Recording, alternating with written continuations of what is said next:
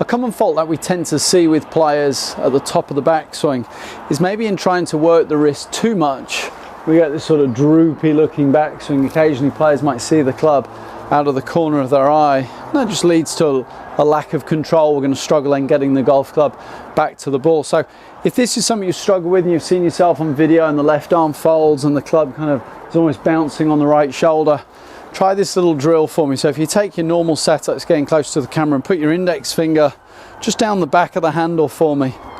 And I'd like you to just take your setup position, keep the index finger down the back of the handle, and then make a backswing, but just at the top of the swing, feel like your index finger is pointing somewhat away from the target. At the very worst, feel like the index finger is pointing up to the sky. What we don't want is the index finger pointing back towards the target. Okay, so this will just give you a sense of keeping the wrists a little quieter, creating a little more, let's say, width here at the top of the backswing, and just forcing the arms to stay a little more stretched out up there at the top. So I'd suggest a couple of practice swings, just feeling that the index finger is slightly away from the target or pointing up at the sky, and then try and recreate that. We go to hit one where again you get the same feeling at the top of the swing. It's going to give you a lot more stability, a lot more structure at the top of the swing.